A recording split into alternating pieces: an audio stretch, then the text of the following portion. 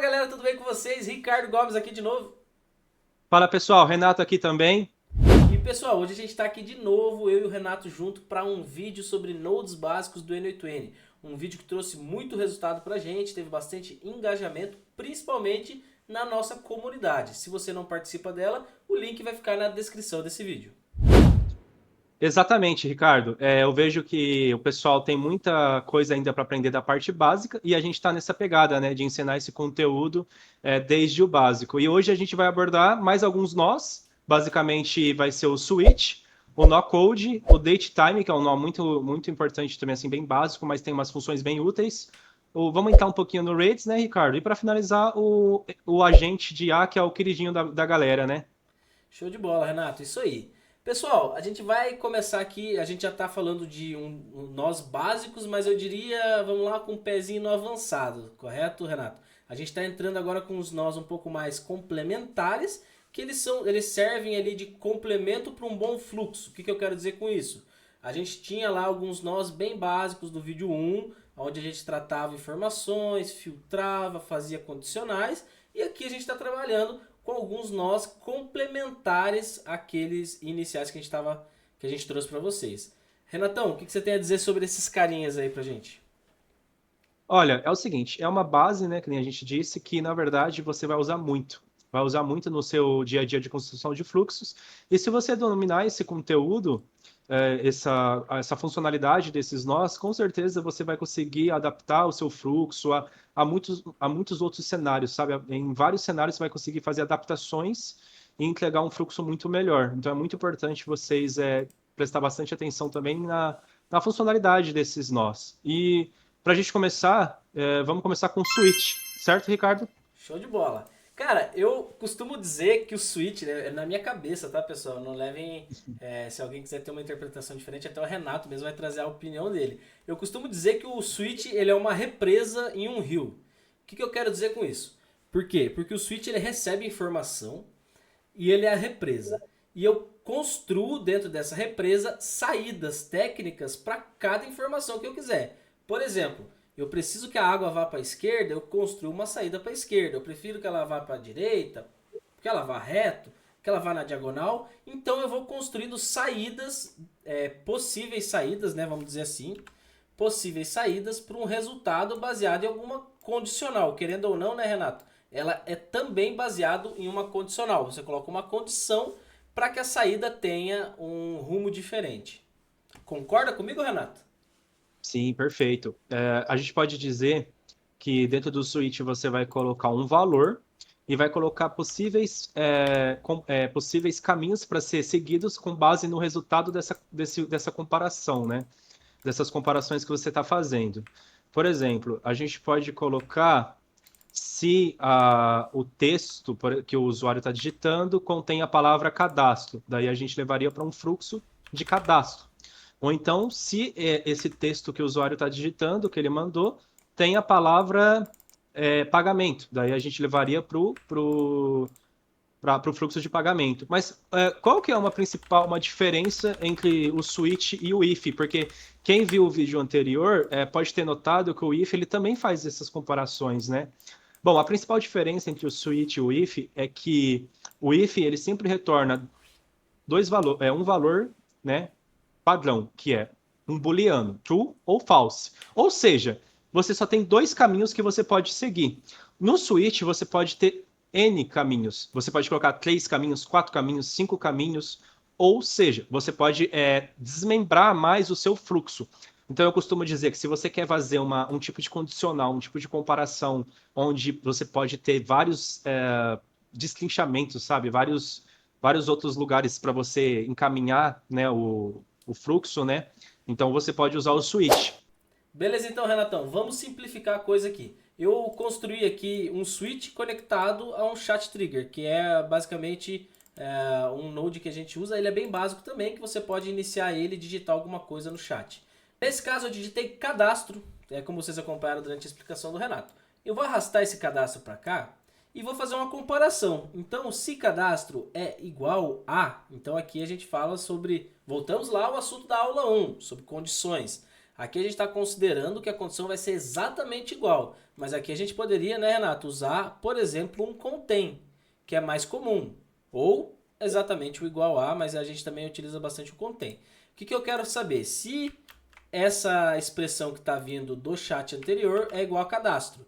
O que eu vou fazer com ela? Eu vou renomear a saída. Lembra que o Renato comentou sobre, e eu também falei no início, que a gente constrói diversas saídas? Você pode renomear ela. Para quê? Para que isso fique mais visual para uma manutenção futura. É bem interessante. Aqui eu vou renomear ela para cadastro. Ok? Eu poderia adicionar uma outra saída aqui, também utilizando a mesma expressão anterior, com a mesma condição, nomeando, buscando informações sobre formulário. Né? Vamos lá, formulário. E eu renomearia ela também para formulário. E aqui eu vou fazer um teste. Se vocês analisarem aqui, a gente tem duas saídas nesse switch, que é a saída cadastro e a saída formulário. Quando eu rodar esse switch aqui, ele vai comparar qual dessas duas dão o resultado exato que a gente está esperando. Pronto, ele saiu para mim, como sai lá no node switch, na branch, ele saiu na branch de cadastro. Por quê? Porque ele comparou que chat input é igual a cadastro. Se eu utilizar o contains, também vai funcionar da mesma forma. Vamos lá. E ele retornou para mim que contains cadastro, ok? E aqui ele seguiria para o fluxo aprovado de cadastro, ou ele seguiria para o fluxo de formulário, ou para o fluxo de vendas. Aí o céu é o limite, né, Renato? Exatamente. Isso daí que você está adicionando, a gente chama de regras de roteamento. É o nome mais específico dentro do N8N, né? Então você vai colocar qual que é o valor que você vai usar como base para comparar. Normalmente ele sempre vem de uma expressão, né, de algum lugar, que é o que você está adicionando aí. O seu aí só faltou colocar no modo expression, né? Esse de cima do chat aí que você está Opa, fazendo. esse mesmo. Ó, Renatão dando Exato. aulas, aulas e aulas. E aí você vai comparar o valor, que aí com base nessa comparação ele vai entender qual que é o caminho para seguir, né? Show Então de ele vai bola. fazer o roteamento, né, para o fluxo adequado que você quer encaminhar. E ele também tem uma opção, Ricardo, bem interessante, que a gente pode chamar de fallback, vamos dizer assim, que é o seguinte: vamos supor, aí você está fazendo a comparação, se é igual a cadastro, ou se é igual a formulário, né, se eu não me engano, e vendas, né? Foi isso? Isso. Tá. E se o usuário digitar, por exemplo, pagamento? Você não colocou pagamento aí, né? E se ele digitar batata, vamos supor? Bom, você pode colocar uma saída padrão, que é a saída quando nenhuma das outras condições que você colocou, que você especificou, forem atendidas, que é esse fallback output. Entendeu? Aí você vai colocar aí o que você quer que ele faça. A gente costuma colocar o extra output, que é tipo assim, um outro caminho que vai seguir para esses casos que você não tinha previsto. Então a gente previu ali, por exemplo, que vai ter as opções de informar, de usuário digitar, né? Nessa simulação que a gente está fazendo bem simples, tá, pessoal? Parte de cadastro, formulário, vendas, enfim. Vamos supor que o cara digita uma coisa totalmente diferente. Você pode levar ele para esse outro caminho. Pode ser, vamos supor, num contexto real, assim, de um agente de atendimento. A gente pode usar esse switch para realmente delimitar, né, quais são as ações que o usuário quer fazer. Se não conseguiu identificar, encaminha uma mensagem para uma pessoa que é um atendente ou o dono da empresa, um administrador, falando, ó, tem uma coisa aqui que não está conseguindo ser tratada, e aí essa pessoa vai assumir o atendimento, vai ver o que está acontecendo, entende? Então, a gente também costuma usar esse fallback, isso é uma coisa do próprio switch mesmo, né, que vem da programação. Então, é bem importante ter noção que dá para você fazer isso também. Um outro caso de uso bem interessante, assim, bem simples, mas que ajuda bastante, vamos supor que você está construindo um agente interno. Esse agente, ele só pode se comunicar com alguns números autorizados. Nesse extra output, você pode simplesmente colocar uma mensagem de tipo assim, você não tem autorização para conversar com esse número, por exemplo, ou então um no operation, se você quiser, de repente. Ou fazer alguma outra tratativa, tipo assim, alguém está querendo burlar o nosso agente. Olha, você manda uma mensagem para um administrador falando, ó, tem uma pessoa querendo conversar com a gente interno, sabe, para você saber que tem alguma pessoa querendo roubar informação, não sei. Enfim, o céu é o limite. Você vai com base no que você está fazendo, decidir o que você vai executar nesse fallback aí, né? Mas basicamente o switch é isso, você consegue criar várias ramificações para o seu fluxo seguir de acordo com algum valor que você vai comparar sempre. E é sempre importante que você compare em cada um desses do switch, você compare o mesmo valor, tá? Para funcionar corretamente. Você viu ali que quando ele abriu. Abre o switch, fazendo um favor, Ricardo. Ele colocou sempre o chat input, né? Então é isso que você tem que fazer. O valor que é para comparar o mesmo, para funcionar perfeitamente, tá? Show de E bola, Renan. aí, Opa, desculpa. não, tranquilo. E aí, só para finalizar, que nem você já tinha falado, eu não vou entrar nesse assunto de novo, mas você pode clicar, abrir e fazer um favor, Ricardo, o switch aí. Você tem os modos de comparação, tem como você comparar string, number, date and time. Aí, caso você que não tenha muito conhecimento de como funciona isso, eu recomendo assistir a nossa aula 1, que a gente, dentro da explicação do if, a gente deu também uma explicação sobre esses modos, né, de comparação, esses tipos de dados. Perfeito? Show de bola. Renato, eu fiz um. Até deixei o fallback aqui para um. Renomeei ele para o aleatório, né? Durante a explicação do Renato. Se precisar de alguma dica, volta ali que você vai ver eu mexendo no fallback. Isso aqui seria mais ou menos como o senão, né? O else, né? Correto, Renato? Então, se nenhuma das saídas forem verdadeiras, a gente tem que dar um caminho para a saída falsa ali, ou o contrário do que a gente espera. É muito interessante isso aqui que o Renato traz, por quê? Porque os nossos fluxos de trabalho precisam ter tratamento de erros. Você nunca interpreta que um fluxo vai funcionar perfeito na mão de todo mundo. Tanto que durante os seus testes ele funciona.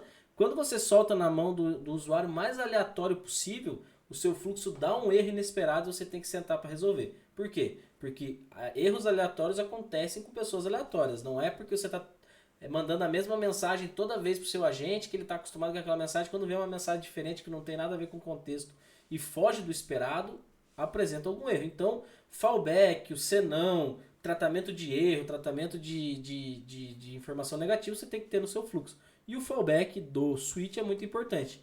Renato, eu fiz o teste com o cadastro, uma palavra fixa, mas o Renato deu um exemplo muito massa ali pra gente que a gente pode até fazer. Deixa eu restaurar. Eu vou escrever aqui, deixa eu até relembrar aqui o que eu coloquei. Vamos lá. Contents eu coloquei em cadastro e contents eu coloquei em vendas. Vamos falar assim, ó. Eu preciso finalizar uma das minhas vendas. E vou disparar essa mensagem. Não deu. Abre aí, fazendo um favor. Acho que eu coloquei o vendas com ponto, né? É porque o vendas, ele tá minúsculo, né? Eu acho, e o seu tá... Provavelmente é isso. O seu, quando você escreveu maiúsculo. Quer ver? Tenta aí para ver. Que droga. É, por isso. Tá. Eu vou até mudar para venda, porque vendas ficou meio estranho, né? É. Então vamos lá. Então aqui eu vou fazer um teste prático. Vou abrir o meu chat e aqui eu vou digitar uma mensagem, como o Renato falou, nem sempre o usuário vai escrever cadastro, formulário, vendas, enfim. Ele vai escrever, por exemplo, isso aqui.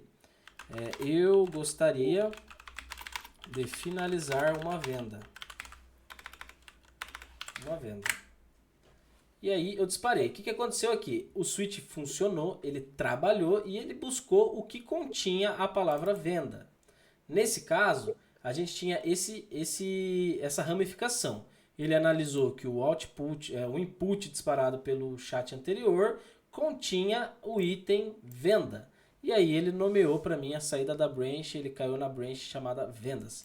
E aqui a gente vai fazer o tratamento das vendas, por exemplo, listar qual que é a venda que o usuário fez, analisar ali se o usuário já finalizou o checkout do carrinho, precisa disparar o checkout de pagamento e dar sequência. Se fosse no cadastro, seria a parte de consultar no banco de dados se ele já existe ou não, enviar as informações necessárias que ele precisa disparar para realizar um cadastro válido.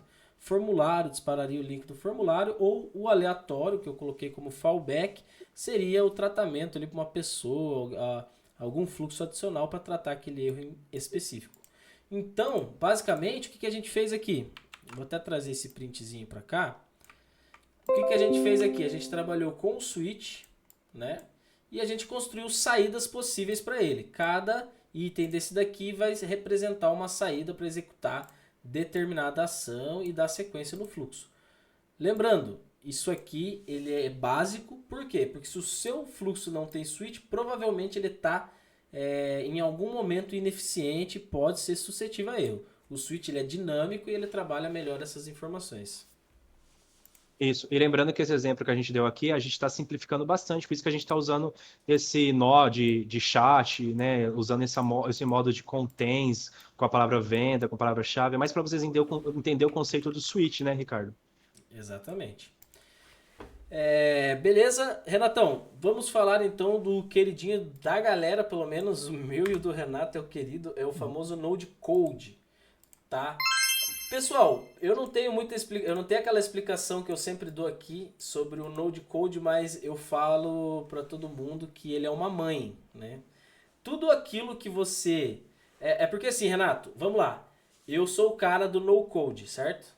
O Renato tem isso, Certo. o Renato tem essa informação na cabeça dele. Eu sou o cara do no code. Eu utilizo IA para desenvolvimento, eu utilizo ferramentas no code como o ambiente Microsoft, o próprio N8N, algumas outras ferramentas como o Make e tal. Eu sou o cara do no code. Eu gosto do no e do low, né? Eu gosto dessas ferramentas. Me aventuro também em programação, sim, mas eu gosto mais das ferramentas no code. E aí, em determinado momento, eu tô lá no meu Power BI da vida, como exemplo, e, cara, alguma função ali dentro do Power BI eu não consigo exibir um gráfico que eu gostaria. Por quê? Porque o Power BI é uma ferramenta no code, código fechado, que eu não consigo adicionar nada customizado. Como eu estou trabalhando em uma ferramenta um pouco mais flexibilizada, que a gente chama de low code, né? Não é um no code, eu tenho a possibilidade de usar o cara chamado code, correto, Renato? Exatamente. E esse cara, ele é uma mãe. Por que eu falo isso? Porque infinitas vezes que eu precisei de algum fluxo ou um nó, ou até mesmo vários fluxos conectados um no outro para executar uma função, eu consegui executar essa função com um node chamado code.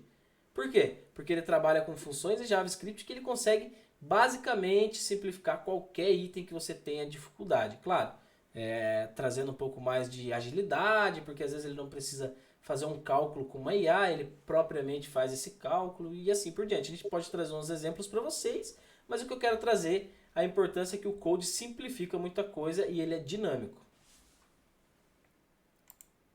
Pode falar, Perfeito. Renato. Perfeito. Basicamente, você tem duas opções, né, dentro desse code, mas até hoje eu vou falar a verdade para vocês, só usei a opção de executar código JavaScript. O Eu não sei. Python, o Renato, o Python eu tentei uma ou duas vezes, não gostei, deu alguns erros ali. E ele é beta até hoje, né? Já faz anos que ele é beta, eu acho que nunca foi pra frente. É por causa dos Era, acho que são por causa dos pacotes, né, Renato? era justamente isso que eu ia falar. Eu ia falar assim que o Python até hoje ele está em beta, então eu sequer testei. Eu acho assim, o que está em beta, para você deixar uma coisa que está em beta em produção para um cliente de verdade, assim, que está realmente usando tá usando, né, aquele projeto, não é legal. Então eu prefiro usar tudo que já está testado e validado, que está em uma versão estável. Por isso que a gente executa sempre código JavaScript. O que você vai executar aí? Cara, vai depender muito da informação que você quer tratar. Às vezes, por exemplo, vem um negócio que a IA devolve muito, muito estranho, assim, num formato muito doido. Eu, por exemplo, né? Eu coloco o no-code para ele converter aquilo num formato específico que o resto do fluxo consegue lidar. Tipo, porque a IA, se você não usar uma opção que tem dentro do agente de IA que a gente explica mais para frente, né, que é forçar ela a trazer um output, um formato de output, né, específico, ela normalmente vai devolver sempre texto. E aí com o no-code, por incrível que pareça, você consegue transformar isso daí, por exemplo, em um JSON válido, em algum outro formato. Mas o no-code você pode usar em várias outras situações, cara. Tipo, que nem o Ricardo falou, é como se fosse uma mãe, porque ele é muito versátil. É só você ver assim, ó, tô com uma situação muito específica, o que que eu vou fazer? Como que eu vou resolver isso? Tenta o no-code. Renatão, eu vou trazer até um exemplo. Eu acho que a gente não vai entrar nessa seara agora exatamente, mas é só para o pessoal entender. Eu acho que esse exemplo aqui ele funciona bem. Aqui eu tenho um agente de IA, né, um módulo de agente, onde ele tem algumas funções pré-definidas. Depois dele, ele tem um node code. Por que eu uso esse Uhum. node aqui? Porque dentro desse node, o que eu faço? A IA vai responder uma mensagem e eu vou capturar os campos dentro dessa mensagem da IA. Então eu tenho aqui ó, o texto vindo do nó anterior. Aqui eu crio o objeto de saída, né? Aí o Renato pode me ajudar, ele complementa. Mas aqui eu faço a captura de todas as tags em específico que eu quero. Então, Quando tiver nome, eu faço a captura e eu faço a transformação dela. Se for vazio, eu deixo null e assim por diante. Então, a IA aqui, ela vai fazer para mim o quê? Ela vai montar uma mensagem padrão, definido, o que eu tenho definido dentro do prompt. Ele vai mandar para mim um resumo do colaborador, vai ser nome, 2 pontos, aqui vem o nome. A matrícula vem do contexto das mensagens, a placa do veículo, contexto de mensagem. Lá na frente, eu uso o Node Code para fazer o quê? Para quebrar ela em tags. A gente não usa tag, Renato, para tudo? Aqui, ó. Essas tags aqui, esse esquema que vem para mim. Se eu pegar a mensagem da IA, a mensagem pura, ela vai vir apenas um contexto ali, o output da IA que a gente conhece, né, Renato? É um texto, É um um texto texto. completo. Isso. Exatamente. E o que eu faço? Esse simples códigozinho JavaScript, ele quebra para mim o texto da IA em tags separadas. Aí eu consigo arrastar o nome, eu consigo arrastar a placa, eu consigo arrastar a matrícula, eu consigo arrastar tudo. Eu posso até abrir uma execução, eu acho que para mostrar melhor pro pessoal, não vou ter execuções aqui. Mas ele fica bem dinâmico, tá? Ele fica bem dinâmico e como o Renato e eu falei aqui, é uma mãe. Isso. Nesse daí você está retornando um JSON, né? Com o formato com os campos que você queria repassar para frente, né? Só que assim, Exatamente. está garantido que eles estão realmente do jeito certo, né? Não um texto aleatório, tipo bagunçado, Exatamente. né? Vamos supor. Até para o pessoal entender, Renato, cara, por que eu uso isso? Porque existe um fluxo aqui onde eu preciso definir o telefone do usuário, o nome do usuário, a matrícula, a placa e da onde que vem essa informação. Como a gente sabe, a IA ela vai entregar um texto puro, como o Renato falou. O meu Node Code que está aqui atrás, ele quebra isso em tags e eu uso as tags aqui na frente. Então eu garanto que a informação que vai passar para o banco de dados, ela foi quebrada da informação saída que a IA deixou como saída, tá? Renato, o que você acha que a gente podia trazer de exemplo para o pessoal aqui? Eu pensei basicamente em deixar porque assim, é difícil a pessoa codar o JavaScript do jeito que está ali. Mas eu, como exemplo, Renato, se você me permite ensinar o pessoal, eu Sim. utilizo o ChatGPT. Não, ó, para o nosso contexto, né? Não tem por que a gente tentar forçar o pessoal a sair escrevendo um código do zero, né? Eu também poderia tentar explicar, mas o que que a gente pode falar? O que que eu faço também? Eu explico para o ChatGPT qual que é o contexto do que eu estou fazendo, certo?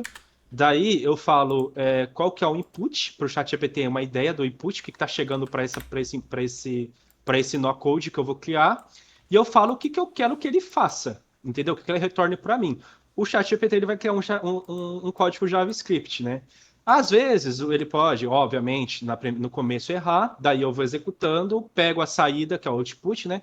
E mando para o ChatGPT para ele ajustar. É assim que a gente vai fazendo, né? Quando a gente está nesse modelo de no code, low code, né? E dá super certo, tá? Funciona muito bem. Então, a gente poderia, por exemplo, aí colocar um JSON que padroniza os dados assim de qual que é a ação, sabe, que o usuário quer executar, qual é o dado do nome da pessoa, só para passar para frente. Isso a gente pode usar como porque a gente está nesse contexto, né, de receber um chat. Por exemplo, você podia transformar esses dados aí também criando um JSON, sabe? Ô, Renato, Mas vê se você gosta da minha ideia. O que eu pensei? O pessoal já viu sim, que eu limpei o JavaScript aqui, tá? Eu limpei o JavaScript sim. e coloquei só o dado que eu vou usar, que no caso eu acho que eu posso Sim. puxar até desse carinha direto aqui. Que daí ele Uhum. puxa a tag bem bonitinha lá. Mas se eu fosse usar a saída do switch, no caso eu já estou conectado na venda, eu até nomeei o meu node para venda. Então nesse cara só vai ser executado quando o vendas for executado. Beleza? O que Isso, eu pensei, perfeito. Renato? Eu faço assim, ó. O Renato vai dar até risada agora. Eu coloco aqui. Dentro do próprio node aqui do JavaScript aqui, eu coloco. Analiso. Tá, vamos lá, Renato. O que a gente pode fazer? Eu pensei em pegar a informação, pegar a tag venda, né, que é o atributo que vai ser verificado pelo switch, se vier para cá é porque existe venda. Então eu vou nomear ele como atributo, né, venda vai ser ali um fator. Eu quero pegar o now, que é o date time ali, né, o nosso horário, e eu vou quebrar ele na hora, que vai ser 22 e uns quebradinho, na data, o dia, o mês e o ano. E eu vou quebrar tudo isso com JavaScript. O que você acha? Pode ser? Assim, é só um exemplo básico. Tá, então Pode vamos ser, lá. tranquilo. Então, o que eu vou fazer? Dentro desse próprio input, ou lá no chat GPT, como você preferir, eu costumo arrastar para cá para que eu pegue a tag exatamente para que o chat saiba qual tag ele tem que analisar. Então eu vou colocar analise o input, pegue o valor venda e transforme em uma tag chamada ação. Tá? Então action aqui. O que eu quero fazer? Eu estou pedindo para ele analisar esse input e pegar o atributo valor venda, né, que é o texto venda que possui aqui dentro, transformar ele em uma tag chamada action. E depois eu vou passar para ele aqui uma expressão bem básica, que inclusive a gente vai falar sobre ela daqui a pouco, que é o now. Com a tag de data e hora, construa as tags. Aí eu vou colocar lá hora, dia, mês e ano. Renato, você quer pôr mais alguma coisa aqui? Cara, pode ser o ID do chat, por exemplo, que tem lá o Session ID, ó. Então vamos lá. O Renato comentou sobre a gente usar o Session ID justamente para a gente ter o ID do chat que a gente está transacionando. Então, com a expressão, vou pôr expressão para diferenciar de tag. Expressão Session ID, tag ID chat. Isso. Tá. Aí o que eu faço? Eu copio isso aqui e vou no pai, né? Porque o ChatGPT é um pai nesse contexto. O Code é a mãe e o ChatGPT é o pai. E aí eu colo no ChatGPT. Eu poderia dar algum contexto adicional, mas vamos testar o basicão do basicão, o arroz com feijão, para ver o que ele vai fazer para mim. Ó, ele já identificou que é o Node Code e descreveu no N8N, ok? Então o que ele fez para mim? Aí aqui o Renato pode explicar um pouquinho melhor, mas ele está obtendo o input, criando as tags, né, definindo elas. Aqui ele vai fazer para analisar o que ele está recebendo e retornando, né, o return e deixando em JSON o formato que a gente está querendo com os dados que ele vai construir aqui atrás. Aí o Renato vai entrar nos detalhes se ele quiser. Bem opcional, tá, Renato? Tudo bem. Vamos dar execute para ver se vai funcionar primeiro. Aí, beleza. Perfeito. Cara, é o seguinte, isso daí é só um exemplo, tá? Tipo, não se apeguem exatamente ao contexto do que a gente está fazendo, mas sim à funcionalidade do nó, que você pode criar um JavaScript aí dentro para fazer alguma ação, manipular um dado, trazer informações de uma forma diferente. Sempre a gente vai usar algum input, normalmente. Na verdade, não sempre, vamos dizer que 99% das vezes. Aí o que ele fez aí foram operações básicas, né, com JavaScript. O agora ali, ele realmente criou uma nova data, ele fez um código para obter a hora, dia, mês, ano. E uma coisa importante que o nó code ele exige é que o retorno seja um JSON, né? Então ele está retornando isso daí em formato de JSON, basicamente, se vocês notar. Então ele passou para frente. O que fica muito válido quando a gente for trabalhar com Edit Fields, né, Renato? Olha a saída. Exato, é isso que a gente precisa aqui, ó. Se você quiser renomear isso aqui para qualquer outra coisa, a Edit Chat real, sei lá, ele vai retornar para mim e vai renomear se você quiser. Então, olha a riqueza que é utilizar o Node Code para quebrar mensagens. Renato, até se você me permite, você que está me assistindo aí, sabe aquele agente de IA que você usa para mandar uma mensagem fixa que não muda nenhum item? Ela é exatamente igual e normalmente, vamos dar esse exemplo aqui, ó. Normalmente você fala para ele qual é a mensagem fixa e você nomeia todos os campos. Nesse caso, eu ainda tenho campos que eu deixo a IA gerar por contexto, né, Renato? Mas imagine que eu definiria todos os itens de forma fixa, sem mudar uma palavra. Faz sentido, Renato, eu criar um agente para fazer essa mensagem e a saída dele ser uma saída fixa? Definitivamente não. Inclusive, você está gastando tokens desnecessariamente, né? Olha, eu queria até bater as palminhas daquele negocinho que ele tava fazendo aqui, ó. É isso daí, Renato. Olha aí, olha o que o Renato falou. Fala de novo, Renato. Definitivamente não, você está gastando tokens necessariamente. É isso que a gente fala, pessoal. Quando você está trabalhando com IA, você está falando de infra, você está falando de custo, você está falando de contexto. E, obviamente, que colocar um fluxo para mandar uma mensagem que você poderia mandar com Node Code é exatamente o que o Renato falou. Gastar token de maneira descabida. Ó, vocês estão vendo isso aqui? Isso aqui é um módulo de agente que ele pode ser substituído, tá, Renato? Vou até abrir para o pessoal dar uma olhada. O que ele faz, Renato? Ele tem uma instrução muito básica e uma mensagem fixa. Ele fala, não altere nada, não resuma, apenas mande o que eu quero. O que é essa mensagem? É isso aqui. Faz sentido eu deixar esse cara executando isso aqui toda hora, Renato? Então. O que eu fiz em alguns casos, e é uma requalificação. Esse aqui era esse cara aqui, só que com uma instrução diferente. O que ele tem agora? Uma mensagem fixa. Ó, exemplo de formatação, usando a mensagem e retornando a mensagem. Ó, a mensagem é exatamente isso aqui, ó. Ele fazia antes, né? Certo, nome. Me passe o valor do vale combustível. E aqui ele trazia os valores, manda aí, meu parceiro. Faz sentido eu colocar pra IA fazer essa mensagem toda vez? Claro, o custo é mínimo, não dá, sei lá, 1000 tokens. Beleza, mas faz sentido você ter aquele timeout de 3, 4 segundos da IA carregando, sendo que o Node Code ele executa instantaneamente? Com certeza não. Inclusive, Ricardo, se me permitir aqui fazer um adendo pro pessoal e explicar até um caso real que aconteceu. Tem uma empresa que eu peguei para dar mentoria e um fluxo que eles estavam usando era tudo com tools conectado pela IA e era tudo literalmente a IA. E eles lidavam até com questão de passar Pix de pagamento. Cara, é um erro que eu vejo com o pessoal assim que tá começando, ou às vezes assim nem tá começando e acaba, não sei, tipo, acaba continuando com essa mania. Achar que tudo você tem que passar pra IA. Tudo é prompt que você passa pra IA. Ao invés de tentar arquitetar de uma forma que você consiga deixar o menos possível de atribuições pra IA, porque você vai deixar ela focar só no que realmente precisa ser dinâmico, entende? Igual o Ricardo fez aí, por exemplo. Nessa daí, eu tirei, assim, eu reestruturei completamente o fluxo, e, cara, eu diria que uns 60% não é, assim, das coisas, das informações, não é IA. Eu tirei totalmente as atribuições, assim, de tool, sabe? A de pagamento, por exemplo, ela não tem mais tool conectada. As informações de Pix e tal, eu uso no code pra obter certinho qual que é o Pix, a chave Pix, de acordo com o tipo de usuário, retornando um JSON com mais informações pra passar só pra IA, em alguns casos, ela analisar o contexto da conversa e saber se já deve já deve fornecer a chave Pix. Mas assim, o que eu tô tentando passar aqui pra vocês? Isso vai prevenir várias coisas. Primeiro, usar tokens desnecessariamente, mas o problema talvez nem seja esse, mas também a alucinação. Se ela manda uma chave Pix errada nesse contexto que eu tô falando, cara, o BO é muito grande. Você também vai ter uma execução mais rápida, porque nem tudo você precisa necessariamente ficar mandando pra IA em alguns contextos, que nem o Ricardo acabou de explicar. É literalmente você só passar pro code as informações e pronto, que foi o que eu fiz. E você também tá construindo um fluxo muito mais otimizado, mais profissional, entende? Então, assim, quanto mais você, na verdade, treinar, dar menos atribuições para IA, às vezes é melhor. Porque tudo, o pessoal acha que você mete prompt lá dentro e aí pronto.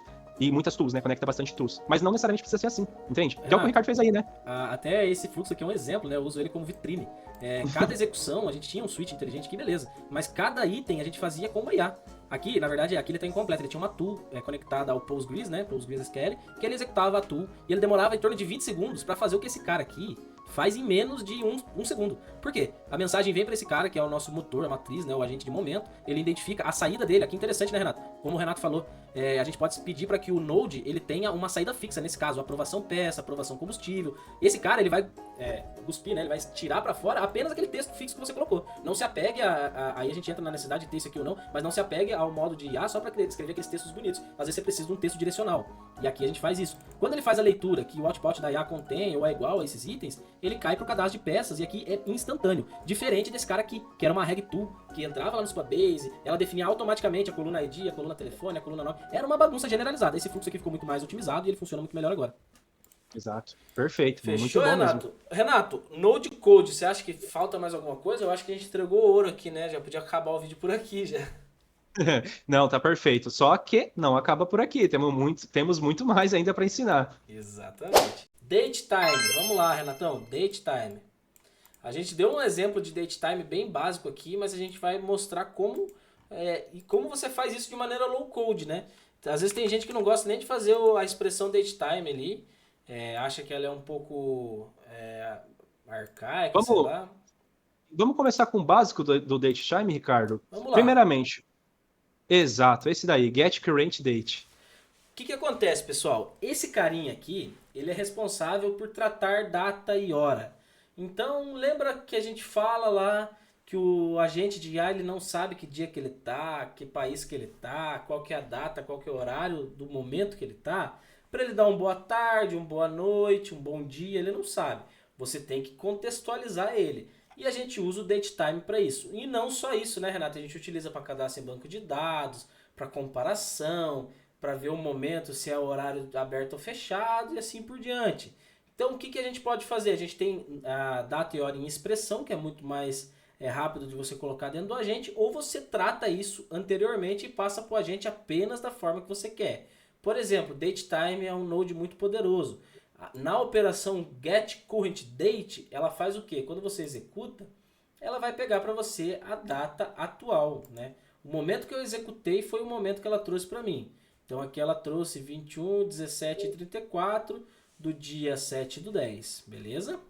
Aqui a gente ainda tem uma diferença de fuso aqui, justamente por causa do fuso que está configurado no datetime. Isso. Não está rodando a VPS, né? Ou então, na hora que instalou a VPS também no Netune lá, você consegue colocar o time zone padrão. É importante vocês prestar atenção nisso na hora de instalar também, tá? No output, ali nesse campo de output field name, você consegue mudar o nome da tag, né? Que o Ricardo gosta de falar, né? Que é o nome que vai aparecer do lado direito no output. Data e hora atual, perfeito. Show? Exatamente. Só que ele não para só por aí. Ele tem muitas outras operações que você consegue fazer com datas, que é onde ele também se Exatamente. torna mais poderoso, né, Ricardo? Exatamente. Vamos pro format? O que você acha? Cara, faz o seguinte, vamos adicionar um outro nó para frente, então, coloca isso daí como obter a hora atual, o nome, ou alguma coisa nesse sentido, caso você queira, de Tá. renomear. Só para o pessoal, assim, é mais a gente está entrando mais na base, sabe? Assim, não, a gente não está estruturando o fluxo, chave, tipo, completo, né? Exatamente. Vamos lá. É importante aprender a base. Vamos adicionar mais um que pega esse daí e vamos explicar outra operação, de repente? Boa. Então vamos lá. Vamos utilizar a data e hora atual que a gente setou no nó anterior e utilizar ela nesse carinha aqui. Porque senão eu teria. O Renato tem muito interessante que ele trouxe. Senão eu teria que usar outro nó aqui, por exemplo, now, alguma coisa assim. O que Uma eu tô, expressão, né? uma expressão. O que eu estou usando como operação? Formatar a data. Aqui na data eu estou trazendo. Essa data ela pode ser, né, Renato? Todo webhook, por padrão, né, a maioria dos sistemas ela dispara as informações junto com o horário da requisição. Então você pode usar a data e horário do webhook também, né, Renato? Não precisa Oh, setar um nó anterior e depois trazer ele para frente. Não precisa. O webhook que perfeito. você está utilizando, se for da Evolution API ou de qualquer outro webhook, normalmente eles mandam a data junto. Isso. Ou então, poderia ser um retorno do banco de dados também. Sim, perfeito. Perfeito. Vamos lá. E o formato? Aí o formato a gente entra em algumas opções, tá? Em algumas opções que você pode ter. Você pode ter o mês, dia e ano, o ano, mês e dia, o mês, o dia e o ano sem a barra aqui, né, Renato? Na verdade ele está trazendo aqui em extenso, né? Então vai trazer Perfeito. extenso. Aqui a gente também pode ter um formato com tracinho, certo? Aqui invertendo o ano no formato de tracinho. Aqui o Renato pode explicar melhor, mas é uma data corrida, né? Similar Isso ao aí é, Excel, né? Quando você não formata a data, ele tem um número corrido. isso aí é um timestamp desde quando começou a contar a contagem de tempo lá. Eu não sei quando foi que começou. Só que isso aí é como se fosse essa data e hora atual em formato de timestamp. Ah, É um tipo entendi. de dado também, entendeu? Então, tipo assim, se você pegar esse daí, o número que ele gerar, jogar no chat GPT, por exemplo, ele consegue converter isso e te falar, ó, vamos supor, hoje é dia 7, né? 7/10 de 2025, Show de entendeu? bola. Esse timestamp aí, às vezes, pode vir também de algum outro lugar, tá? Do webhook, por exemplo. Ô, Renato, o nosso padrão brasileiro vai ser sempre esse carinha aqui, né? Isso, esse Esse primeiro, ou primeiro. então eu acho que, se eu não me engano, tem o Aí tem o segundo, o segundo que é terceiro. com. Esse aqui, o quarto que é com tracinho, né? Mas Isso, e também tem o a terceiro. gente sempre utiliza esse carinha aqui. Então, se você selecionar esse formato e executar, você está vendo aqui, né, pessoal, que a data e horário ela tá bem feia.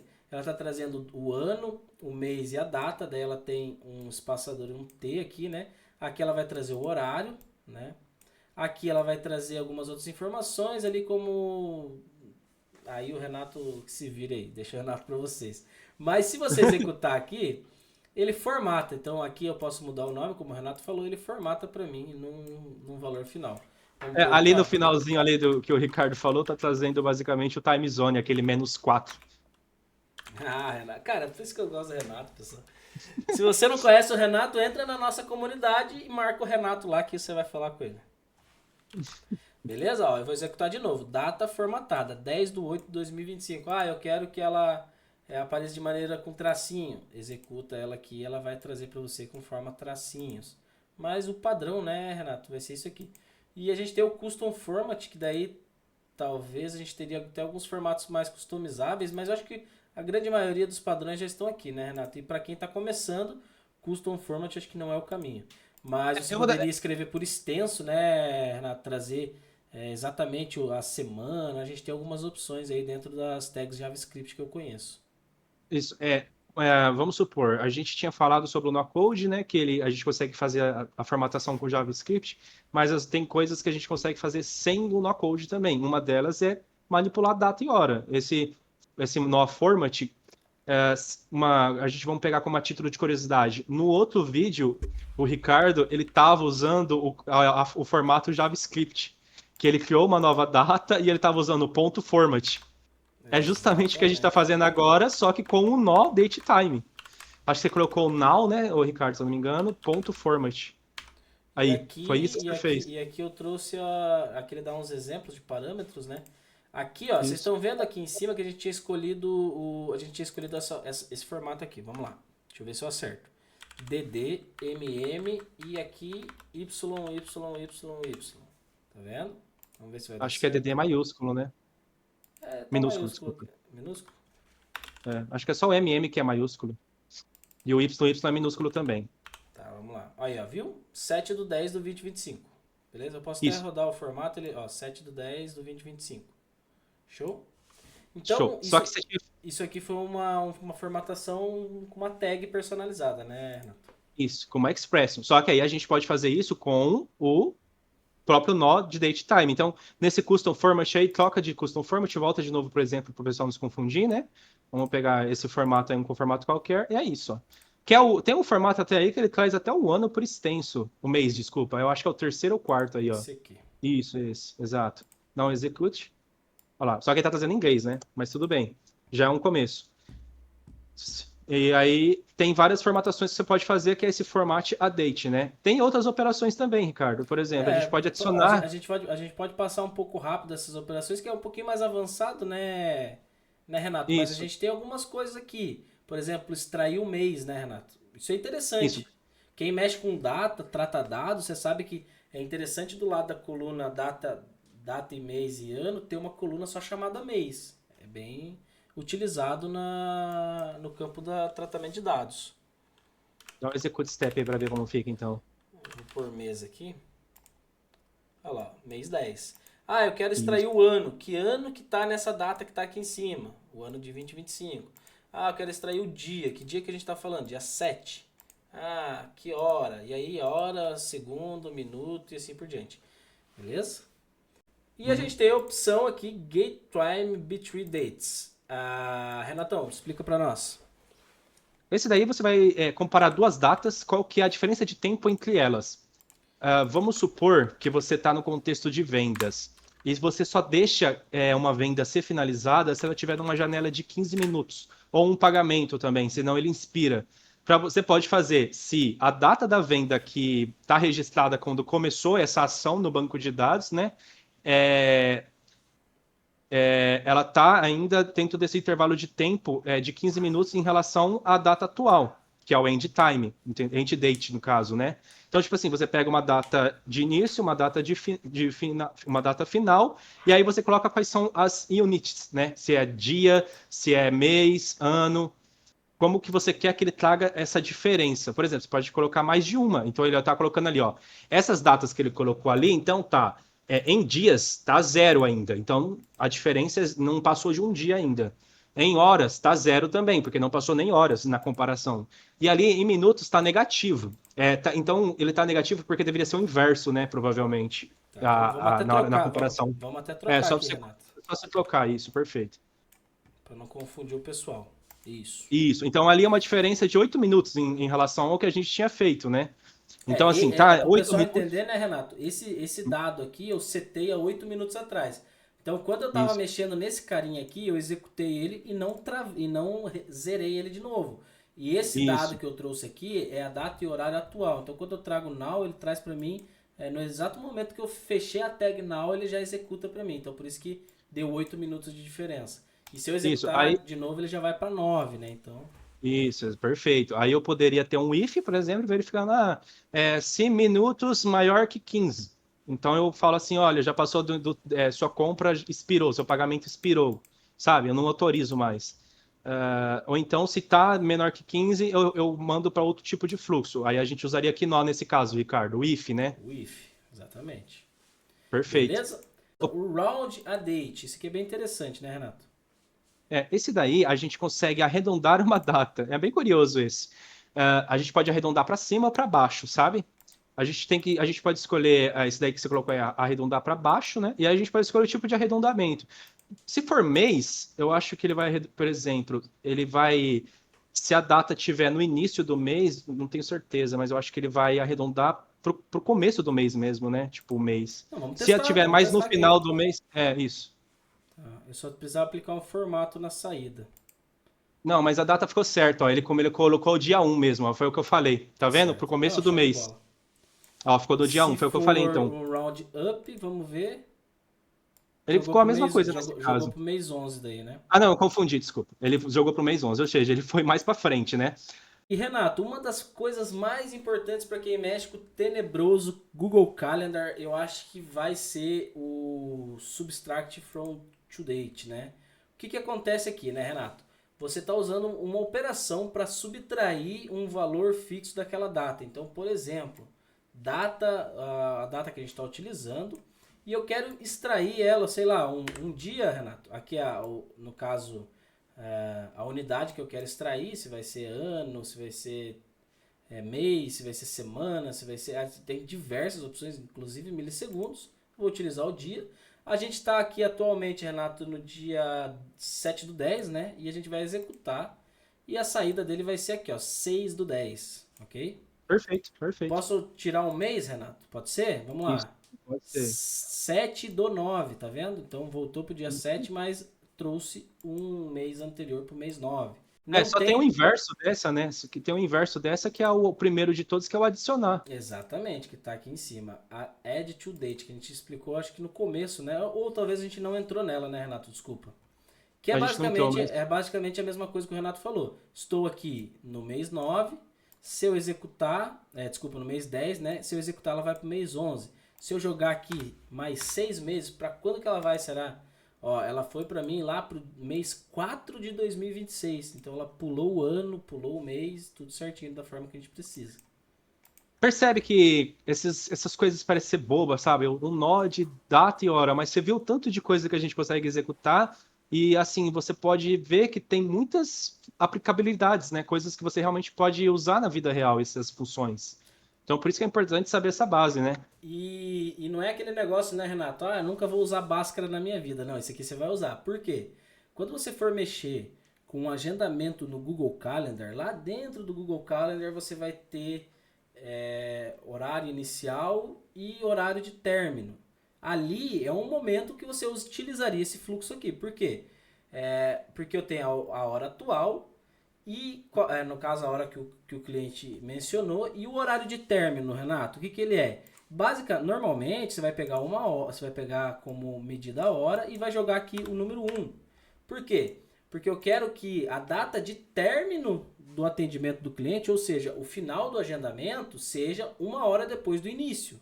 Tô errado, Perfeito. Renato? É um Não. bom E exemplo? aí, não, é um bom exemplo. E aí a gente entra numa coisa que daria para a gente fazer, que é o seguinte: não tá usando a IA nesse caso. Tá usando Exatamente. uma coisa por fora para ficar mais seguro, né? Não Exatamente. tá usando via tu, assim, exatamente. E aqui também, né, Renato? De novo, o trabalho que esse cara tá fazendo, esse cara que faz com a mão nas costas. Faz. Você só tem que saber mais, assim, escrever os códigos. Ou falar com o Exatamente. ChatGPT. Exato. Aqui, ó. O que eu falei aqui, ó? É o que eu escrevi, é o que eu Exato. escrevi. Então vamos lá. É fácil, não é difícil. Você só tem que aprender a pedir, né? Quem tem boca vai a Roma, Renato. Nunca fez tanto sentido essa frase, né? Pois é, quem sabe falar com o ChatGPT vai a Roma. Tá. E, então, basicamente é isso, falando sobre o DateTime. É um Node bem poderoso, eu gosto muito de utilizar ele nas minhas aplicações. E, Renatão, o pessoal tá falando ali, tem o Heads e tem o Agent. Mas, galera, a gente vai entregar isso aí como um conteúdo bônus na nossa aula 3. Por quê? Porque o Reds ele tem diversas funções que a gente vai precisar de um pouco mais de tempo para apresentar para vocês, como pausa humana, buffer de mensagem, operações get, set, operações que você pode usar dentro do head do Node Heads, que talvez você não conheça porque só usa ele dentro do agente de IA. E lembrando, o Heads ele é muito mais completo do que você usar apenas como memória de agente. Ele é muito útil. E também o Node de agente de IA, que vocês acham que é tranquilo, que é simplesmente colocar ali o campo e passar uma instrução básica, mas ele é um pouquinho mais complexo e muito melhor de ser utilizado se otimizado, certo, Renato? Perfeito. Acho que é importante a gente parar por aqui porque já ficou bastante conteúdo e realmente dar uma atenção maior na próxima aula nesses outros dois tópicos, né, Ricardo? Acho que a gente já entregou um conteúdo muito rico para o pessoal, coisa assim que eu vejo pouco no YouTube e muito bem detalhado, né?